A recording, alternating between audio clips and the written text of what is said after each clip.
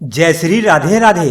वृंदावन के पास एक गांव में भोली भाली माई पंजीरी रहती थी। वह दूध बेचकर अपनी जीवन नैया चलाती थी। वह मदन मोहन जी की अनन्य भक्त थी। ठाकुर मदन मोहन लाल भी उससे बहुत प्रसन्न रहते थे। वे उसे सपन में दर्शन देते और उससे कभी कुछ खाने को मांगते, कभी कुछ।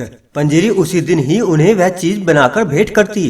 वह उनकी दूध की सेवा नित्य करती थी। सबसे पहले उनके लिए प्रसाद निकालती, रोज उनके दर्शन करने जाती और दूध दे आती। लेकिन गरीब पंजीरी को चढ़ावे के बाद बचे दूध से इतने पैसे भी नहीं मिलते थे कि 2 वक्त का खाना भी खा पाए।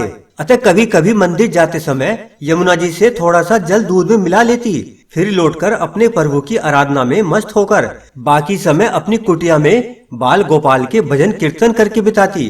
किशन कन्हैया तो अपने भक्तों की टोह में रहते ही हैं, नित्य नई लीला करते हैं। फिर एक दिन पंजीरी के सुंदर जीवन क्रम में भी एक अड़चन आ गई। जल के साथ साथ एक छोटी सी मछली भी दूध में आ गई और मदन मोहन जी के चढ़ावे में चली गई। दूध डालते समय मंदिर के गोसाई की दृष्टि पड़ गई।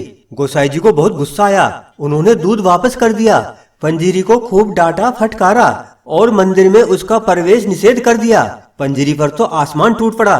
रोती बिलखती घर पहुंची। ठाकुर जी, मुझसे बड़ा अपराध हो गया, क्षमा करो। पानी तो रोज मिलाती हूँ, तुमसे कहाँ छिपा है? ना मिलाऊं तो गुजारा कैसे हो? और उस बेचारी मछली का भी क्या दोष? उस पर तो तुम्हारी कृपा हुई तो तुम्हारे पास तक पहुँची। लेकिन प्रभु, तुमने तो आज तक कोई आपत्ति नहीं की, प्रेम से दूध पीते रहे। फिर ये गोसाई कौन होता है मुझे रोकने वाला? और मुझे ज्यादा दुख इसलिए है कि तुम्हारे मंदिर के गोसाई ने मुझे इतनी खरी खोटी सुनाई और तुम कुछ नहीं बोले। ठाकुर जी, यही मेरा अपराध है। तो मैं प्रतिज्ञा करती हूँ कि तुम अगर रूठे रहोगे, मेरा चढ़ावा स्वीकार नहीं करोगे, तो मैं भी अंजल ग्रहण नहीं करूंगी, यही प्राण त्याग दूंगी। अब भूखी प्यासी रोते रोते शाम हो गई। तब पंजीरी के कानों में एक मधुर कंठ सुनाई दिया, माई ओ माई। उठी तो दरवाजे पर देखा कि एक सुदर्शन किंतु थका हारा सा एक किशोर कुटिया में झांक रहा है। तो माई ने पूछा, कौन हो बेटा? तो आवाज आई, मैया, मैं ब्रजवासी हूँ, मदन मोहन के दर्शन करने आया हूँ। बड़ी भूख लगी है, कुछ खाने को मिल जाए तो तुम्हारा बड़ा आभारी रहूंगा। पंजीरी के शरीर में ममता की लहर दौड़ गई।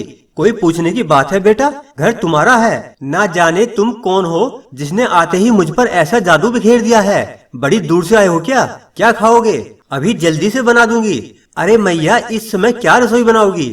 थोड़ा सा दूध दे दो, वही पीकर सो जाऊंगा। दूध की बात सुनते ही पंजीरी की आंखें डबडबा आई। फिर अपने आप को संभालते हुए बोली, बेटा, दूध तो है पर सवेरे का है, जरा ठहरो, अभी गैया को सहलाकर थोड़ा ताजा दूध दूह लेती हूँ। अरे नहीं मैया, उसमें समय लगेगा, सवेरे का भूखा प्यासा हूँ। दूध का नाम लेकर तूने मुझे अधीर बना दिया है। अरे वही सुबह का दे दो, तुम बाद में धोती रहना। डबडबाई आंखों से बोली, थोड़ा पानी मिला हुआ दूध है। अरे मैया, तुम मुझे भूखा मारोगे क्या? जल्दी से दूध छान कर दे दो, वरना मैं यहीं प्राण छोड़ दूंगा। अब पंजीरी को बड़ा आश्चर्य हुआ कि ये बालक कैसी बात कर रहा है। दौड़ी दौड़ी गई और झटपट दूध दे दिया। दूध पीकर बालक का चेहरा खिल उठा। मैया, कितना स्वादिष्ट दूध है। तू तो यूं ही ना जाने क्या क्या बहाने बना रही थी। अब तो मेरी आंखों में नींद भर आई है। अब मैं सो रहा हूँ। इतना कहकर वो वहीं सो गया।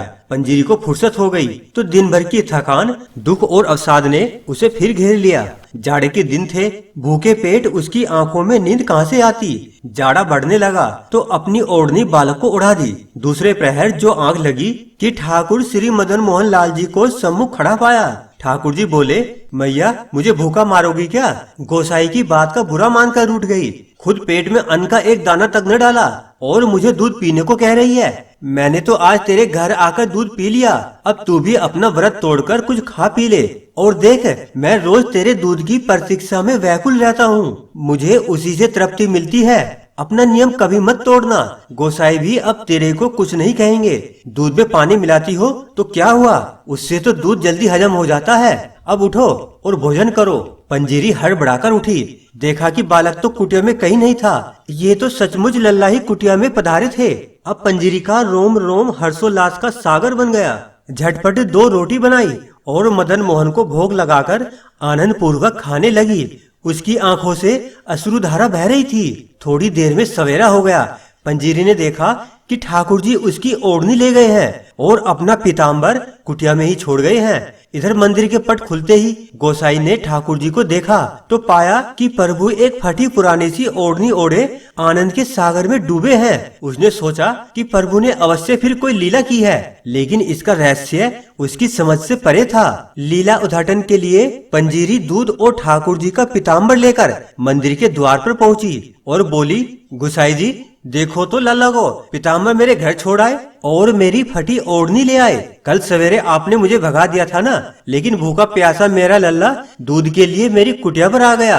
गोसाई जी पंजीरी के सामने बैठ गए। भक्त और भगवान के बीच मैंने क्या कर डाला? भक्ति बंधन को ठेस पहुंचाकर मैंने कितना बड़ा अपराध कर डाला। माई मुझे क्षमा कर दो। पंजीरी बोली, गोसाई जी देखी तुमने लल्ला की चतुराई।